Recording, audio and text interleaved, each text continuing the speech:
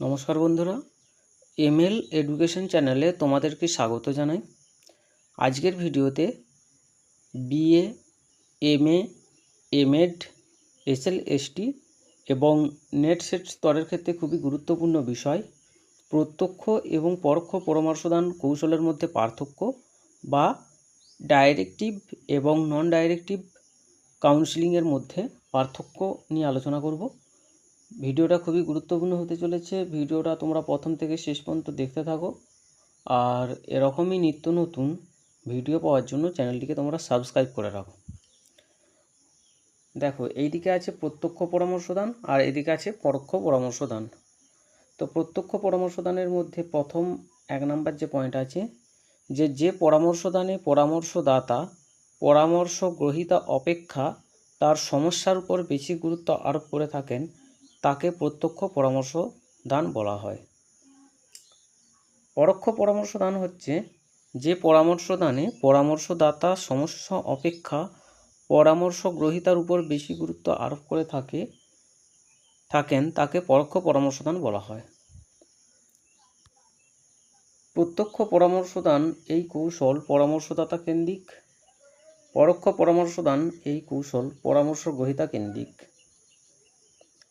এখানে সমস্যাটিকেই প্রধান বিবেচ্য হিসাবে দেখা হয়ে থাকে। পরোক্ষ পরামর্শ দানে ব্যক্তিকেই প্রধান বিবেচ্য বিষয় হিসাবে দেখা হয়। প্রত্যক্ষ পরামর্শদানের প্রবক্তা হলেন ইজি উইলিয়ামসন।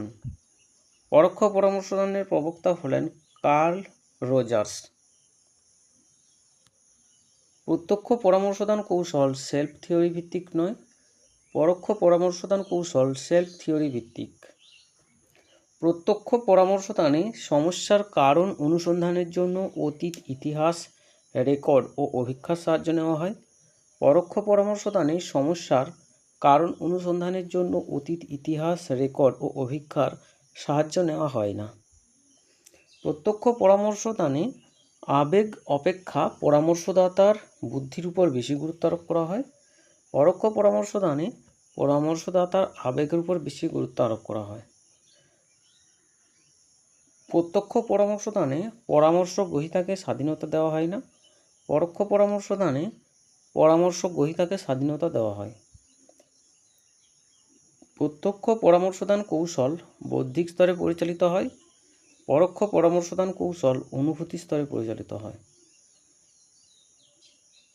প্রত্যক্ষ পরামর্শদানে পরামর্শ গ্রহীতার ক্ষমতার উপর আস্থা রাখা হয় না, পরোক্ষ পরামর্শদানে পরামর্শ গ্রহীতার ক্ষমতার উপর অগাধ আস্থা রাখা হয়।